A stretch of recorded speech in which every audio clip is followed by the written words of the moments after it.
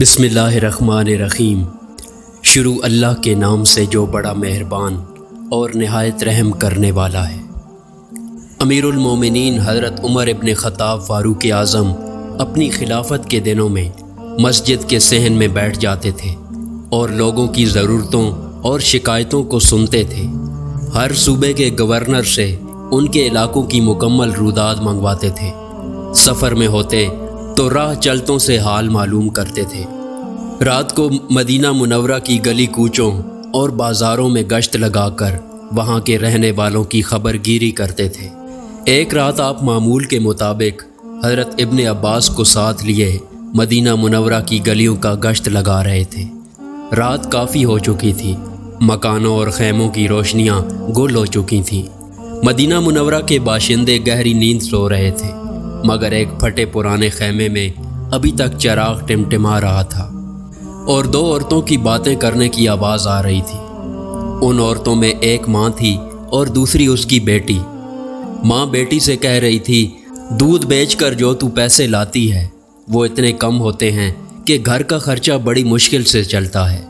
میں جب تیری عمر کی تھی تو دودھ میں پانی ملایا کرتی تھی اور بڑے آرام اور آسائش سے گزر بسر ہوتی تھی۔ میری مان اور صبح سے دودھ میں پانی ملانا شروع کر دے، 4 پیسے زیادہ آئیں گے تو گھر کی حالت تو سدھرے گی۔ توبہ توبہ اماں، کیسی باتیں کرتی ہو، بیٹی ماں کو ٹوکتے ہوئے بولی۔ پھر اس نے سمجھانے کے انداز میں کہنا شروع کیا، اماں، جب تم دودھ میں پانی کی ملاوٹ کرتی تھی اس وقت تم مسلمان نہیں تھی۔ الحمدللہ اب ہم مسلمان ہیں، لہٰذا ہم دودھ میں پانی نہیں ملا سکتے۔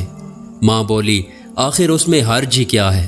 دودھ میں پانی ملانے سے اسلام پر کون سی آنچ آتی ہے؟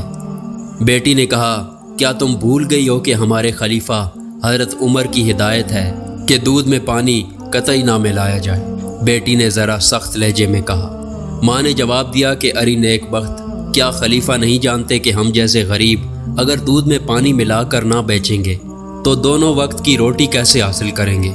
بیٹی نے جواب دیا کہ اس طرح حاصل کی ہوئی روٹی حلال رزق نہیں۔ میں مسلمان ہوں اور کوئی ایسا کام نہیں کروں گی جو خلیفہ کی ہدایت کے خلاف ہو اور اسلامی تعلیمات کے منافی ہو۔ بیٹی نے اپنا فیصلہ سنا دیا۔ پگلی کہیں کی، یہاں کون سے خلیفہ بیٹھے ہمیں دیکھ رہے ہیں، انہیں تو کانوں کان خبر تک نہ ہوگی۔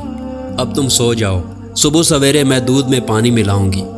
ماں نے فیصلہ کن انداز میں بیٹی کو سمجھایا۔ بیٹی تڑپ کر کہنے لگی، نہ اماں نہ، خلیفہ نہیں دیکھ رہے ہیں تو کیا ہوا، اللہ تو دیکھ رہا ہے۔ اس کے بعد خیمے میں خاموشی چھا گئی، چراغ بجھا دیا گیا۔ ماں اور بیٹی بستر پر لیٹ گئیں۔ دوسرے دن صبح ہوتے ہی امیر المومنین حضرت عمر خلیفہ دوم نے اس لڑکی کے ہاں ایک شخص کو دودھ خریدنے کے لیے بھیجا۔ دودھ کا معائنہ کیا، دودھ خالص تھا، اس میں پانی کی ملاوٹ قطعی نہیں تھی۔ حضرت عمر نے اپنی رات کے ساتھی حضرت ابن عباس سے دریافت کیا کہ ایسی نیک کردار اور اللہ سے ڈرنے والی مسلمان لڑکی کے لیے کیا انعام ہونا چاہیے؟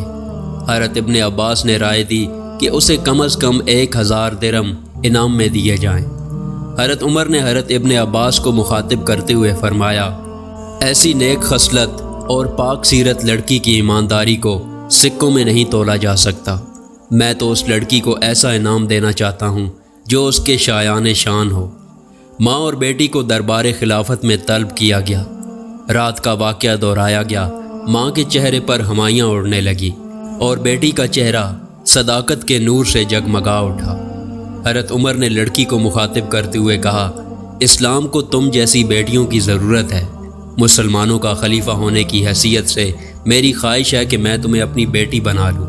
حضرت عمر فاروق رضی اللہ تعالیٰ عنہ کے 2 بڑے فرزند حضرت عبداللہ اور حضرت عبد الرحمن کی شادی ہو چکی تھی، مگر آپ کے تیسرے فرزند حضرت عاصم کی شادی نہیں ہوئی تھی۔ حضرت عاصم قد آور اور حسین شخصیت کے مالک تھے، اپنے وقت کے اچھے شاعر تھے، عالم تھے اور اسلامی اخلاق اور سیرت کا نمونہ تھے، لہٰذا اس پاک باز لڑکی کا نکاح ان سے کر دیا گیا۔ خلفائے راشدین یعنی حضرت ابوبکر، حضرت عمر فاروق اعظم، حضرت عثمان غنی اور حضرت علی رضی اللہ تعالیٰ عنہ کے بعد اگر کوئی خلیفہ مذہب کی مجسم تصویر تھا تو وہ حضرت عمر بن عبدالعزیز تھے، اور آپ اسی صاحب کردار، نیک سیرت اور دودھ میں پانی نہ ملانے والی خاتون کے نور سے تھے۔ حضرت عمر بن عبدالعزیز اس دودھ میں پانی نہ ملانے والی خاتون کے نواسے ہیں۔ سبحان اللہ۔ اس قسم کی مزید ویڈیو دیکھنے کے لیے ہمارے چینل کو سبسکرائب کریں۔ شکریہ۔